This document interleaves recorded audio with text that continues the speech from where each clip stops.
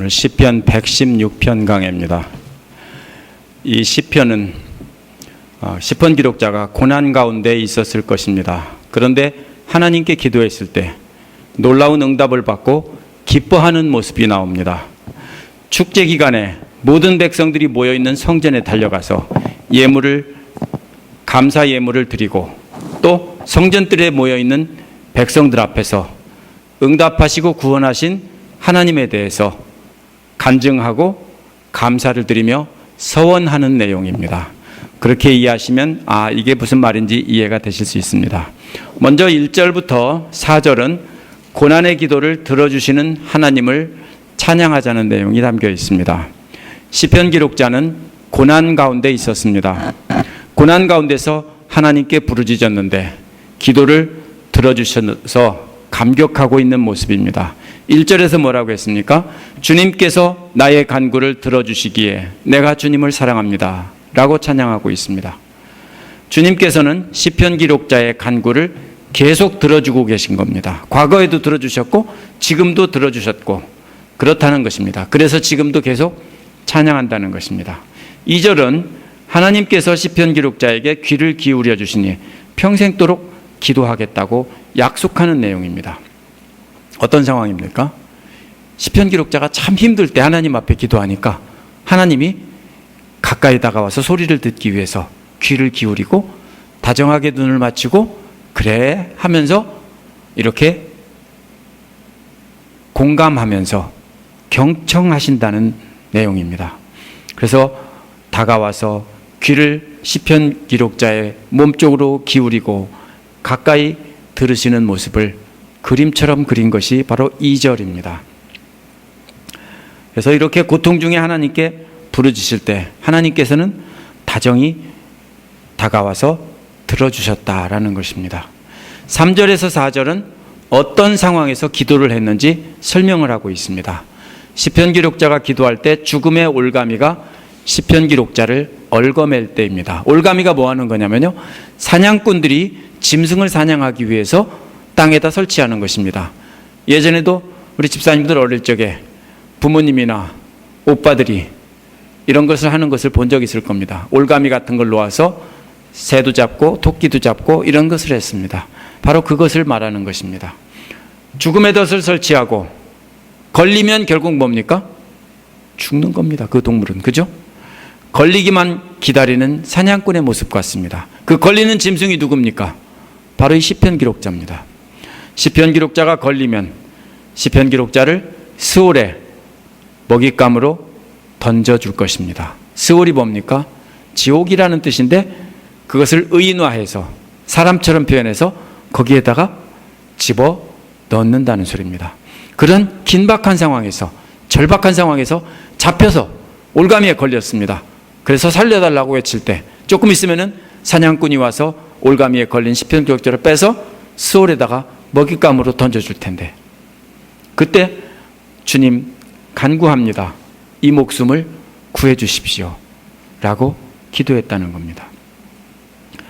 고난 중에 있는 사람에게 필요한 것은 뭡니까? 가장 필요한 것은 그 고통을 들어주는 겁니다. 여러분이 힘들 때도 누가 필요하냐면요, 그 고통을 들어주는 사람이 필요한 겁니다. 저도 잘 알면서도 여러분들을 잘 못 들어드려서 참 죄송합니다. 근데 하여튼지 고난을 당했고 힘들 때는 잘 들어주는 것이 제일입니다. 그래서 현대사회에서 삶의 의미를 잃고 자살하는 사람은 누군가가 그 순간에 붙잡고서 왜 그러니 하고서 손을 잡고 함께 눈물을 흘리며 들어준다면 그 사람은 틀림없이 자살하지 않게 됩니다. 그 순간을 벗어나면 자살하지 않습니다. 현대사회에서는 이런 고통 중에 있는 사람들이 고통을 호소할 사람이 없습니다. 다 왜냐하면 분리돼서 개인으로 되어 있기 때문에 호소할 사람이 없어요. 옛날에는 엄마가 있고 친척이 있고 언니 오빠들 다 모여서 함께 살았기 때문에 힘들면 집으로 달려가면 누구나 들어줄 사람이 있었기 때문에 카운슬러가 필요가 없었어요. 근데 오늘날은 그런 사람들이 없어서 전문적인 카운슬러를 찾아갑니다. 하지만 이 전문적인 카운슬러, 전문 상담가는 고통을 덜어주지는 못합니다. 그냥 들어줄 뿐이죠. 그런데 아무리 카운슬러가 잘하는 사람이라도 어머니와 같이 그렇게 진정으로 공감하며 진심으로 사랑하는 마음으로 그 고통을 들어주지는 못합니다. 힘들 때 누구를 찾고 싶습니까? 친정엄마 찾고 싶죠, 여러분들은요? 그렇죠? 친정엄마 찾아가서 이야기하고 싶죠? 안 계시면 더 그립죠? 바로 그렇습니다. 그렇게 힘들 때 바로 찾아가 들어줄 사람이 필요합니다. 그런데 정말 여러분을 사랑하는 어머니라도 고통을 들어줄 수는 있지만 모든 고통을 해결해 주지는 못합니다. 하지만 하나님은 다릅니다. 하나님은 우리의 고통을 들어주시고 우리가 간구할 때 기꺼이 다가와서 사랑의 마음으로 공감해 주실 뿐만 아니라 또 문제도 해결해 주실 수 있는 분이라는 겁니다. 이것이 1절부터 4절의 내용입니다. 여러분도 힘드세요? 아무도 친구가 없는 것 같으세요? 들어줄 사람이 없는 것 같으세요? 어떻게 해야 됩니까? 하나님 앞에 간구하십시오.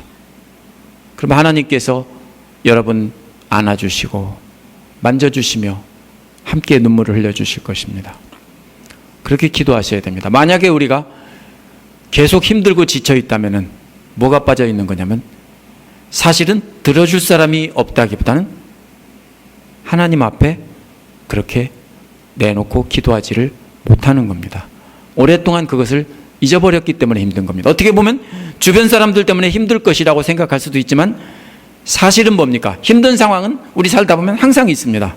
그럼 뭐가 문제입니까? 우리가 하나님 앞에 나가서 엎드리고 그 앞에 내려놓지 못하고 하나님께서 나의 기도를 들어주시고 응답해 준다는 것을 느끼지 못하기 때문입니다. 두 번째로 5절부터 11절은 자비로 구원해 주시는 하나님을 찬양하고 있습니다.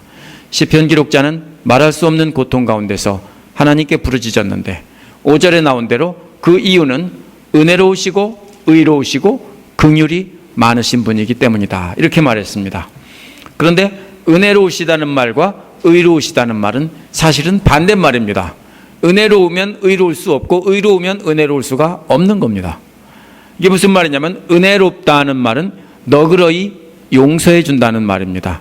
원래는 빚쟁이가 빚진 사람이 빚쟁이한테 빚을 탕감해 달라고 사정할 때 빚쟁이가 탕감해 주는 모습을 나타내는 말입니다. 마태복음 18장 23절에서 35절에 보면 용서할 줄 모르는 종의 비유가 나오는데 두 명의 종이 나옵니다. 왕은 10,000달란트 빚진 종에게 아내와 자녀까지 팔아서 갚아. 심각하죠? 그럼 뭐예요? 이제 끝이란 얘기예요. 아내와 자식까지 다 노예로 팔아서 갚어. 그런데 갚을 수 없으니까 제발 좀 용서해 주십시오. 제가 다 갚겠습니다 하고 사정을 하니까 용서해 주고 그래 안 갚아도 좋다라고 선언을 했어요. 이것이 바로 뭐예요? 은혜라는 말이에요. 그러면 하나님의 은혜 하면은 우리가 뭘 신앙생활 잘하고 착하게 살고 친구와 사이좋게 지내고 기도 예쁘게 많이 하고 그래서 헌금 많이 하고 그래서가 아니라는 거예요. 우리가 한 것이 있다기보다는 하나님께서 예수 그리스도의 이름을 믿기 때문에 은혜로 구원을 해주신 것 뿐입니다. 이것이 바로 은혜입니다. 원래는 아내와 자식까지 다 팔아서 갚는 법이지만 그 처지를 불쌍히 여겨서 탕감해 주는 것이 바로 은혜로운 것입니다. 두 번째, 의롭다는 말은 법적인 용어인데요. 법정에서 판결을 올바르게 내린다는 뜻입니다. 그러므로 잘못했으면 칼같이 하고 빚을 졌으면 다 팔아서 갚으라고 감옥에다 쳐놓고 그것이 의로운 겁니다. 그것이 정의입니다. 그러면 이 말은 서로 반대말이기 때문에 두 가지가 함께 존재할 수 없습니다. 근데 마태복음 10장 30절에 보면 10,000달란트 빚을 탕감받은 종은 자기에게 100데나리온 빚진 사람, 비교도 안 되는 거예요. 100데나리온은 1년 품삯도 안 되는 겁니다. 한 3, 4개월 품삯밖에 안 되는 것입니다. 그런데 그거를 빚진 그 동료를 용서하지 않고 감옥에 쳐넣어 버립니다. 100데나리온 빚진 사람은 왜 졌습니까? 가족에게 먹일 양식이 없어서 꾼 거예요. 틀림없어요. 고대에는 이 정도 돈을 꿀 때는 반드시 뭡니까? 양식이 떨어졌을 때 양식을 꾸는 거예요. 근데 용서할 줄 모르는 이 사람에게는 뭐가 없습니까? 은혜가 없습니다. 은혜가 없습니다. 이 사람은 은혜가 없는 사람입니다. 이 사람은 그것이 의라고 생각할지 모릅니다. 하지만 하나님의 의는 이 사람을 괘씸하게 여겨서 감옥에 잡아넣는 것이, 그리고 100데나리온 빚진 사람을 구원해 주는 것이 바로 하나님의 의입니다. 따라서 하나님은 잘못을 너그러이 용서해 주지만 이런 악한 자들에 대해서는 분명히 심판하심으로 구해 주신다는 것입니다. 그러므로 그 심판의 대상이 시편 기록자 또 우리가 아니라 우리의 대적들인 것입니다. 우리의 대적들은 심판하셔서 당신의 백성들을 보호해 주신다는 것입니다. 그래서 반대말이지만 하나님은 은혜로우시고 우리의 죄는 용서해 주시고, 또 우리를 괴롭히고 죽이려고 하는 대적들은 엄격하게 심판하신다, 이런 뜻입니다. 세 번째 나온 말은 긍휼이 많다라는 말입니다. 긍휼이 많다라는 말은 사랑이 많다라는 말입니다. 우리를 불쌍히 여겨서 우리 눈에 눈물을 닦아주시고 안아주시는 분이라는 겁니다. 제 아내가 이야기한 게 있어요. 재작년에 우리 딸이 이제 약학대학원을 졸업하고 이제 OPT 기간이 끝나서 미국에서 쫓겨날 때가 가까이 왔는데도 취직이 안 됐을 때 참 애를 타서 했는데, 어떤 목사님 사모님이 들으시고 함께 아파하시고, 그냥 아파하시는 게 아니라 함께 눈물을 흘리시면서 기도해 주시고, 이 사람 저 사람 알아봐 주시고, 혹시 좋은 신랑감 있는지도 알아봐 주시고 막 이렇게 찾아서 연락하셨어요. 그게 뭐예요? 그게 바로 긍휼이 많다라는 뜻이에요. 여러분에게 당한 아픔도 어떤 사람은 함께 아파해주고 진짜로 걱정해주지만, 어떤 사람들은 그래 참 안 됐다고 혀를 끌끌 차지만 그냥 지나가는 사람도 있을 수 있습니다. 누가 긍휼입니까? 내일처럼 함께 아파하고 함께 고통을 느껴주면서 함께 걱정해주는 사람이 바로 이 긍휼이 많다라는 뜻입니다. 그래서 오늘 부른 찬송도 눈물 닦아주시며, 이것도 제가 그래서 부른 것입니다. 우리를 불쌍히 여겨서서 우리의 눈물을 닦아주시고 안아주시면서 이렇게 위로해 주시는 분이라는 겁니다. 이것이 세 번째 나온 긍휼이라는 겁니다. 자, 그러면은 하나님의 세 가지 속성이 뭐가 나왔습니까?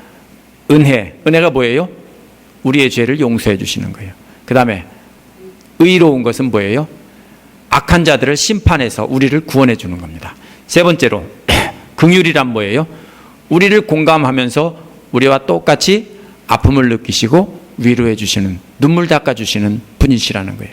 이분이 바로 하나님이기 때문에 시편 기록자는 하나님 앞에 나가서 이렇게 간구한다라는 것입니다. 이어서 은혜와 긍휼에 대해서 말하고 있습니다. 6절에서 순박한 사람이라는 말은요, 좋은 말로 순박한 거고요. 그래서 우리도 쟨 참 순진해 하면 말을 뒤집으면 뭐예요? 조금 세게 말하면 멍해, 이런 말입니다. 이 말도 마찬가지입니다.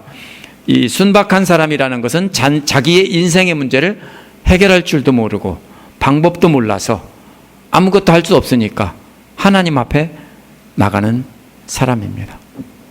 하나님밖에 모르는 사람이에요. 자기 앞가림도 못하고 맨날 하나님 앞에 가서 어떻게 해요 하고서 우는 사람이에요. 이게 순박한 사람이에요.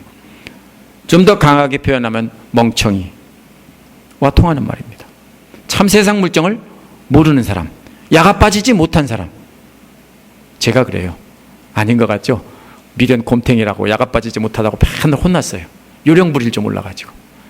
그런 사람이 바로 뭐예요? 순박하다는 말인데, 말 바꾸면은 세상 물정 몰라서 어디 나가면 항상 뭐예요? 당하기만 해요. 제가 비즈니스를 했으면 맨날 속고 당하기만 했을지도 모릅니다. 바로 그런 말입니다. 시편 기록자가 자기의 문제를 해결할 수 없어서 오직 하나님께만 나가서 간구할 수밖에 모른다는 거예요. 그래서 하나님 앞에 간구했는데 그 처지를 불쌍히 여겨서 하나님이 구원해 주셨다라는 것입니다. 7절도 하나님의 은혜를 설명하고 있습니다. 시편 기록자는 자기 자신에 대해서 말합니다. 주님께서 너를 너그럽게 대해주셨으니 너는 마음을 편히 가져라. 주님께서 시편 기록자의 처지를 아시고 너그럽게 용서해 주시는 은혜를 주셨다는 겁니다. 그러니까 주님 안에서 편안히 쉬라는 것입니다. 8절은 시편 기록자를 하나님이 어떻게 구원해 주셨는지 말한 것입니다. 첫 번째로 시편 기록자의 영혼을 죽음에서 건져주셨다라고 했습니다. 이 영혼이라는 것은 그냥 우리의 혼만 말하는 게 아니라 살아있는 사람을 말하는 거예요. 이 말의 원어의 뜻은 살아있는 사람. 하나님은 먼저 생명을 구원해 주셨다라는 뜻입니다. 두 번째로는 눈물을 거두어 주셨다라는 것입니다. 하나님의 위로를 뜻합니다. 세 번째는 내 발이 비틀거리지 않게 하셨다는 겁니다. 비틀거린다는 것은 왜 비틀거리냐면요, 누군가가 발에다가 걸림돌을 놓거나 줄 같은 걸 밤에 몰래 매놔가지고 걸려 넘어지는 모습입니다. 그런데 그것을 미리 아시고 그 앞에 있는 걸림돌을 제거해 주셔서 비틀거리며 걷지 않게 하셨다는 뜻입니다. 대적들이 죽이려고, 그래서 함정에 빠뜨리려고 앞에다가 걸림돌을 놔서 콱 넘어져서 함정에 빠지도록, 낭떠러에 떨어지도록 이렇게 만들어 놨는데 하나님께서 걸림돌을 치워주셔서 거기에 빠지지 않게 해주셨다는 것입니다. 그러니 시편 기록자는 생명이 있는 동안 주님 보시는 앞에서 살겠다는 것입니다. 왜? 우리가 어떻게 하는 것입니까? 생명의 은인이 있으면 나를 거두어 주십시오. 나는 당신의 종이 되겠습니다. 그러지 않겠습니까? 아브라함도 어떤 사람을 구해줬더니, 거기 엘리에셀인가요? 구해줬더니 당신의 자유롭게 가라 했는데 당신의 종이 되겠습니다 그랬어요. 이게 뭐예요? 생명의 은인이니까 나는 당신 앞에 있겠습니다, 이 소리입니다. 마찬가지 여기서도요. 시편 기록자는 생명이 있는 동안 주님 앞에서 주님의 심부름을 하며 주님의 종으로 영원히 살겠습니다, 이 소리입니다. 이걸 보면서 우리가 알 수 있는 게 뭡니까? 우리가 왜 하나님의 종이라고 합니까? 하나님이 우리를 구원해 주시고 어려울 때 우리를 위로해 주시고 눈물 닦아 주시고 이러는 분이기 때문에 우리가 감사해서 하나님 앞에서 이렇게 생명 있는 동안 주님 앞에서 심부름하겠다는 거예요. 주님 앞에서 하겠다는 건 뭐예요? 하인이 주인 앞에서 나으리하고 대기하고 있는 모습이 바로 주님 앞에서 살겠다는 뜻입니다. 10절에서 11절은 시편 기록자가 어떻게 하나님의 긍휼과 은혜를 받았는지 비결을 말한 겁니다. 시편 기록자가 10절에서 보면 큰 고통 가운데 있을 때에도 하나님에 대한 믿음이 흔들리지 않았다는 것입니다. 11절은 그 고통이 무엇인가를 말해주는데요. 그 고통이 뭡니까? 두려워서 믿을 사람이 아무도 없다라고 말한 것입니다. 그 말은 원문을 그대로 번역하면 모두 다 거짓말장이들이다, 이런 말입니다. 모두 다 거짓말장이에요. 그래서 뭐예요? 자신에게 씩 웃고 있지만 다 어떻게 하려고 하는 사람이에요? 죽이려고 뒤에 칼을 들고 있는 사람이에요.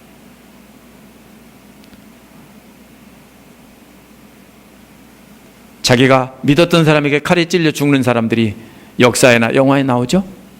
믿었는데 바로 그런 거짓말 장애들이라는 겁니다. 전화하면서 하지만은 뒤에 와서 칼을 꽂는 사람들, 그런 사람들만 주변에 가득하다고요. 근데 그런 상황에서 하나님만 의지했다는 겁니다. 어떻게 보면 미련한 짓입니다. 살 길을 찾아야 되는데 그런 상황에서 그냥 하나님만 의지했다는 겁니다. 따라서 우리가 하나님의 자비와 긍휼을 받는 비결은 아무리 힘든 상황이 있어도 하나님만 믿고 의지하는 겁니다. 세상 사람들이 다 나를 속이고 죽이려고 겉으로는 웃고 뒤에서는 칼을 꽂아도 우리는 하나님만 의지하겠다는 겁니다. 그것이 바로 하나님의 자비와 긍휼을 받는 비결입니다. 언제 불쌍해요? 불쌍하게 생겼으니까 불쌍하게 여기죠. 그렇죠? 자기 잘났다고 혼자 막 할 수 있으면 그래 너 한번 해봐라 그렇죠. 그렇죠? 근데 나의 도움이 아니면 죽을 것 같다라고 하면 어떻게 합니까?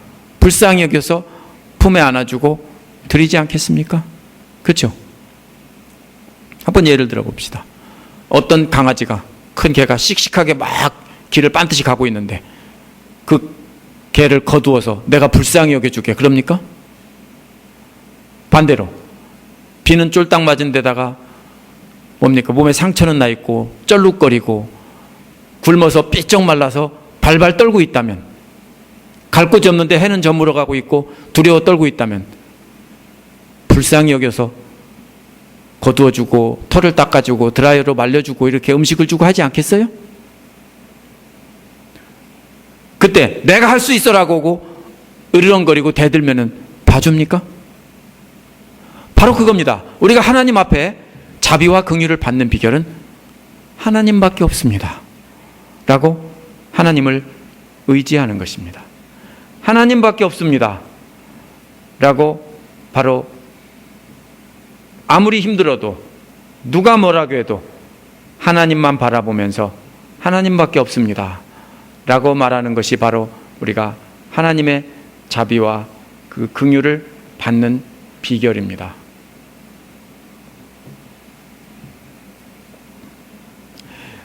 세 번째로 12절에서 19절은 감격으로 감사하며 하나님께 서원을 드리는 모습이 나와 있습니다. 이런 은혜를 생각하니 어떻게 그 은혜를 갚을까 생각하는 것이 바로 12절입니다. 시편 기록자는 어떻게 이 은혜를 갚지? 라고 고민한 것입니다. 그러다가 깨달은 것이 바로 13절부터 나오는 말씀입니다. 이것을 통해서 우리가 어떻게 하나님의 은혜를 갚을 수 있는지 비결을 배울 수 있습니다. 13절에는 구원의 잔을 들고 주님의 이름을 부르겠습니다 라고 했습니다. 잔이라는 말은 어디서 나온 말이냐면요, 신명기 5장 11절에서 31절에 나옵니다. 부정한 여인이 제사장이 주는 잔을 마시면 배가 붓고 넓적다리가 마른다고 했습니다. 그러나 순결한 여인은 그 잔을 받아 마시는 순간 의심이 사라지고 남편이 오히려 벌을 받고, 그죠? 책망을 받고 그러겠죠. 그러면서 결백함이 드러나는 것입니다. 따라서 부정한 자에게는 그 잔이 진노의 잔이지만 의로운 자에게는 바로 뭡니까? 구원의 잔이 되는 것입니다. 주님 앞에서 이 잔을 든다는 것은 주님 앞에서 심판을 받겠다는 겁니다. 그런데 자신은 결백하기 때문에 그 잔을 마셔도 자기에게는 해가 없고 오히려 뭡니까?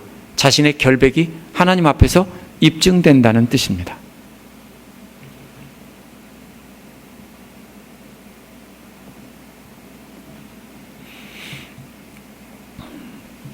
따라서 하나님 앞에 은혜를 갚는 첫 번째 방법은 하나님 앞에서 나는 이렇게 정결한 사람입니다. 하나님 앞에 정결한 삶을 솔직하게 드러내는 것입니다. 하나님 앞에서 심판의 잔을 받아들더라도 그것이 오히려 정결함을 드러나는 기회로 삼을 수 있는 그런 삶을 살겠다는 겁니다. 이것이 하나님의 은혜를 갚는 것이라는 겁니다. 예쁘게 봐줬는데 품으로 들어오고 이렇게 잘 따르면은 그것이 바로 뭡니까? 사랑받는 비결이지만 예뻐해줬는데 도리어 물으면 어떻게 됩니까? 배은망덕 간 거죠? 바로 뭐예요? 우리가 하나님의 은혜를 갚는 길은 바로 그겁니다. 하나님 앞에 섰을 때 정결한 사람으로 드러날 수 있도록 그러한 삶을 살겠다는 겁니다. 두 번째로는 14절에 나오는데 주님께 서원한 것은 모든 백성이 보는 앞에서 다 이루는 것입니다. 하나님 앞에서 약속한 것은 행동에 옮기겠다는 것입니다. 원래 서원은 누가 하는 겁니까? 다 사기꾼들이 하는 거예요. 그렇죠? 내가 빚 꼭 갚을게. 어떻게 하면서 빚 갚는다고 그래요? 내가 이자? 보통 얼마 줘요? 10% 주는데 내가 70% 줄게. 이자를 많이 주고 척척 주는 사람들은, 이자를 엄청나게 많이 주고 척척 주는 사람들은 뭐예요? 사기꾼일 가능성이 높아요. 무슨 말이에요? 사기꾼들은 거짓 약속을 남발해요. 어릴 때 어떻게 했어요? 내 목 따라. 그런 소리 참 잘하죠? 100만 원 내게 하자. 어릴 때 100만 원 있었어요? 100만 원이면 우리 어릴 땐 집도 사는 돈이에요. 근데 우리 어릴 때 우리 100만 원 내게 할래? 이런 식으로 사람들이 말한다고요. 내가 하늘에서 별을 따다, 하늘에서 달을 따다 두 손에 다 담아줄게. 하고 말하는 것도 거짓말이에요. 자, 이 서원은 주로 누가 하는 겁니까? 사기꾼들이 하는 거예요. 그래서 성전을 두고 맹세하고 또 성전 금고를 두고 맹세하고 이런 것들이 나오는 것이 바로 뭐예요? 이 사기꾼들이 거짓말하는 거예요. 하지만 신실한 사람은 약속한 것은 반드시 지킨다는 것입니다. 하나님 앞에서 약속한 것은 반드시 지키는 것이 하나님 앞에서 은혜를 갚는 길입니다. 이게 누구한테 약속이에요? 하나님에 대한 약속이 아니라 다른 사람과의 약속을 하나님 앞에서 맹세했을 때 그 약속은 반드시 지키는 것이 바로 하나님의 은혜를 갚는 길입니다. 왜? 하나님께 욕되게 하지 않고 하나님께 영광을 돌리기 때문에. 세 번째는 하나님께 은혜 갚는 길이 15절에 숨겨져 있습니다. 15절에서 성도라고 번역된 말은 오해하기 쉬운 말입니다. 이것은 거룩한 자들이라는 뜻입니다. 그래서 거룩할 성자, 사람들이라는 도자를 써서 성도라고 번역했는데 사실은 성도는 교회 다니는데 집사는 아닌 분들을 성도라고 보통 하기 때문에 오해하기 쉽습니다. 이것은 거룩하고 거룩한 바로 그런 사람들을 말하는 것입니다. 이 거룩한 자들은 내 죽음은 하나님 앞에서 귀중한 것이다 라는 뜻입니다. 이게 무슨 뜻이에요? 거룩하게 사는 사람이 죽게 된다면 하나님의 앞에 귀중한 것이다. 주님 앞에서 정결한 삶을 살고 약속한 것을 신실하게 지키는 것이 바로 거룩한 자들인데 그러다가 대적들에게 당하고 죽는다고요. 하나님 앞에서 약속을 지키다 보니까 대적들에게 죽을 수 있다고요. 하나님 뜻대로 살다가 하나님 앞에서 죽는 것은 매우 귀중한 것이다 이런 뜻입니다. 따라서 하나님 앞에서 거룩한 삶을 살기 위해서 목숨도 아끼지 않는다. 이게 바로 뭐예요? 하나님께 은혜를 갚는 비결입니다. 주님을 위해서 자신의 목숨을 드림으로 하나님께 자기가 제물이 된다. 이것은 산제사가 아니에요. 죽은 제사가 된다는 것입니다. 이것이 바로 하나님께 은혜를 갚는 세 번째 비결입니다. 네 번째 비결은 하나님께 은혜를 갚는 길 역시 16절에 숨겨져 있습니다. 진실로 나는 주님의 종입니다. 주님의 여종의 아들입니다. 그랬습니다. 주님의 종이다. 종이 된다는 말은 살아있는 제물이 된다는 뜻입니다. 앞에는 죽은 제물인데 이번에는 살아있는 제물입니다. 종은 살아있으나 산 생명이 아니라 그 생명은 누구에게 달려 있습니까? 주인의 손에 달려 있습니다. 주인이 죽으라면 죽고 살아야면 사는 것이 바로 종입니다. 오늘날 인플로이하고는 다른 거예요. 그런데 여종의 아들이라는 말은 뭡니까? 날 때부터 종입니다. 그렇죠? 날 때부터 종입니다. 이런 말입니다. 이렇게 주님을 섬김으로 자신은 죽고 주님의 종으로 살아서 산 제물이 되겠다는 것입니다. 왜냐하면 죽음의 자리에 있던 자기를 결박을 풀어주고 구해주셨기 때문에 이제는 자신은 죽고 주님을 위해서 생명을 살겠다. 이것이 바로 빚을 갚는 비결입니다. 그래서 앞에서는 죽은 제물이지만 순교로 빚을 갚겠다는 것이지만 여기서는 주님의 종으로 삶으로써 빚을 갚겠다는 것입니다. 어떤 사람들이 나쁜 짓을 하다가 죽을 고비에서 살아났을 때 주님의 종이 되라는 뜻인 줄 알고 주님의 종이 되겠습니다 해서 주님의 종이 되었다. 이런 간증하는 분들을 많이 봅니다. 바로 그런 뜻입니다. 이제부터는 내 생명은 내가 원하는 대로 살지 않고 주님의 뜻대로 살겠습니다. 바울이 그렇게 살았고 베드로가 그렇게 살았습니다. 16절, 17절은 13절, 14절과 똑같은데요. 잔을 들고라는 말이 감사의 제사를 드리고라는 말로 바뀐 것뿐입니다. 13, 14절에서는 주님 앞에서 결백한 삶을 살면서 약속을 지키겠다고 서약한 것입니다. 하지만 여기서는 주님 앞에서 결백한 삶을 살았기 때문에 이제는 그렇게 살게 해주시고 약속을 지키게 해주신 것에 대해서 감사의 제사를 드리겠다는 것입니다. 따라서 다섯 번째 하나님의 은혜를 갚는 길은 13절에서 주님 앞에서 정결한 삶을 살겠다 했는데 여기서는 그렇게 인도해 주신 하나님께 감사의 제사를 드리겠다는 것입니다. 이것이 바로 다섯 번째 은혜를 갚는 길입니다. 여섯 번째 은혜를 갚는 길은 18절에 나오는데요. 14절과 완벽하게 똑같습니다. 똑같이 주님께 서원한 것은 모든 백성 보는 앞에서 다 이루겠다는 것입니다. 차이는 앞에서는 먼 미래에 이루어질 일을, 할 일을 말한 것이지만 여기서는 조금 있다가 바로 하겠다는 겁니다. 따라서 약속한 것을 행동으로 옮기는 것이 바로 주님의 은혜를 갚는 길입니다. 19절에서는 시편 기록자는 이제 성전 뜰에 모여있는 백성들을 향해서 돌아섭니다. 하나님께 말하다가 돌아서서 백성들에게 선포합니다. 주님께 서원한 것을 모두 다 이루겠다. 내가 지금 다 이 자리에서 지키겠다라는 것입니다.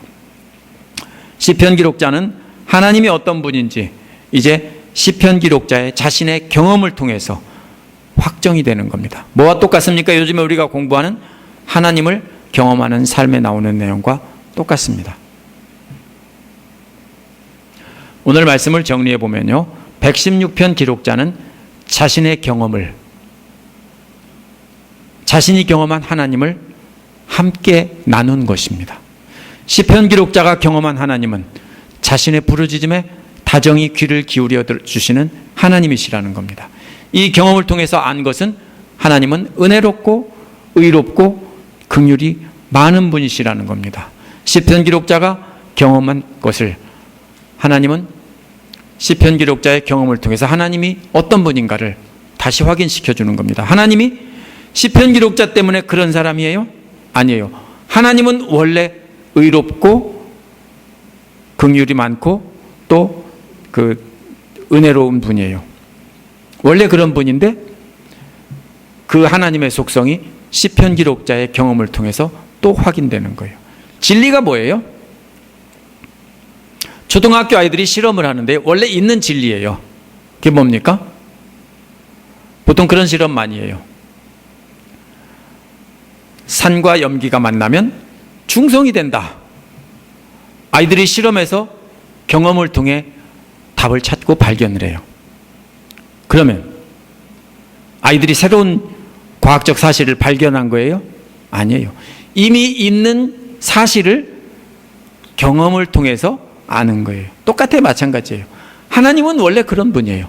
근데 시편 기록자는 자신의 경험을 통해서 그것을 다시 확인했다라는 거예요. 시편 기록자는 우리에게도 힘든 상황에서 하나님을 의지하라고 권면하는 겁니다. 그러면 우리도 하나님의 자비와 긍휼을 입을 수 있다라는 겁니다. 이런 하나님께 어떻게 보답할까요? 우리도 시편 기록자처럼 하나님 앞에서 떳떳하게 설 수 있는 정결한 삶을 살아야 한다는 겁니다. 그렇게 살겠다고 약속해야 되고 또 정결하고 거룩한 척만 하면 안 됩니다. 그런 사람들을 예수님은 뭐라고 했어요? 회칠한 무덤이라고 하고 이렇게 책망했어요. 외식하는 자들이라고 했어요. 그것은 하나님을 속이고 사람들을 속이는 것입니다. 하나님과 사람들 앞에서 정결한 삶을 사는 것 자체가 하나님의 은혜와 긍휼에 보답하는 길입니다. 그래서 예수님은 신약성경에서 뭘 말했습니까? 거짓 경건을 사람들 앞에서 하지 말고 진짜 경건을 행하라고요. 근데 어떻게 해요? 자신 있으세요? 목사도 자꾸 어떻게 하고 싶어요? 거짓 경건을 행하고 싶어요. 혹시 사람들한테 경건하지 않은 목사라고 보일까 봐 행동을 감추고 거룩한 척할 때가 있어요. 여러분 안 그러세요? 예수님이 바로 그렇게 하는 것이 심하다 못해 너무 심하니까 그 사람들을 향해서 책망하면서 과부의 두 렙돈을 이야기한 거예요. 과부는 속임없이 자기가 있는 것 다 털어서 드리면서 안타까운 마음으로 드린 건데요. 하나님 앞에서 진심을 드러냈다고요. 그럴 때 바로 자비와 긍휼을 입을 수 있다는 거예요. 또 하나님 앞에서 약속한 것은 신실하게 지켜야 하는 겁니다.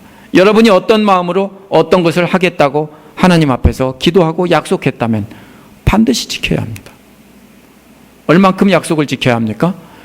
목숨을 바쳐서라도 하나님 앞에 약속을 지켜야 합니다.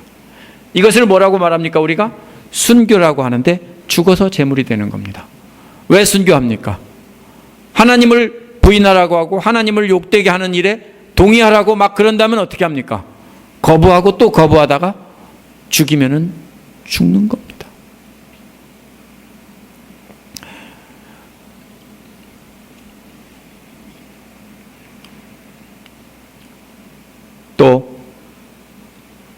약속을 지키려고 하나님의 종으로 살아야 된다고 했습니다. 이것은 살아서 제물이 되는 것이라고 했는데요. 오늘 부른 찬송에도 나옵니다. 로마서 14장 8절에 보면 우리는 살아도 주를 위해 살고 죽더라도 주님을 위해서 죽습니다. 그러므로 우리는 살아도 주님 것이고 죽어도 주님 것입니다. 왜요? 원래 죽을 목숨이었는데 주님께서 살려주셨으니까 주님을 위해서라면 죽는 게 당연한 겁니다. 예수 안 믿는 사람도 그렇게 해요. 그죠? 훌륭한 사람들이 뭡니까?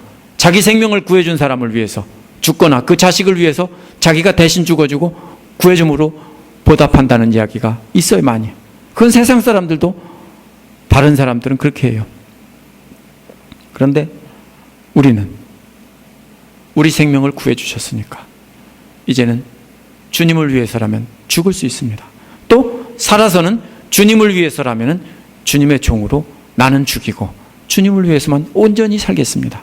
이렇게 살아야 된다는 것입니다. 주님만을 위해 살게 해주신 하나님께 감사의 마음을 느꼈다면 우리가 그 다음에 해야 될 것은 감사의 제사를 드리는 겁니다. 뭘로 드립니까? 물질이 있으면 물질로 드리는 겁니다. 억지로는 하지 마세요. 감사의 마음이 넘친다면 그때 물질로 드리고, 또 물질이 없다면 몸으로 와서 봉사하시는 겁니다. 그리고 형제자매들에게는 하나님의 뜻을 행하는 겁니다. 하나님께 감사의 제사를 드리는 것은 또 이웃에게 감사와 사랑을 나눔으로 드릴 수 있습니다. 그래서 뭐라고 합니까? 하나님 사랑, 이웃 사랑, 이렇게 함께 연결해서 말하는 것입니다. 한번 오늘 말씀을 잘 생각해 봐야 됩니다. 오늘 말씀은 시편 기록자가 자기가 경험한 하나님입니다. 여러분은 어떤 하나님을 경험했습니까? 만약 경험하지 못하셨다면 이 시간도 시편 기록자처럼 어려울 때 하나님만 바라고 하나님만 의지하고 하나님 앞에 내려놓고 그 앞에서 엎드려야 됩니다. 다른 거 바라보지 말아야 돼요. 이 시간 하나님만 바라고 하나님만 의지해서 하나님께 구원을 받고 은혜와 의와 긍휼을 여김을 받는 그런 사람이 되게 해달라고 이 시간 함께 기도하겠습니다. 그럴 때 여러분을 하나님께서 놀랍게 위로해 주실 것입니다.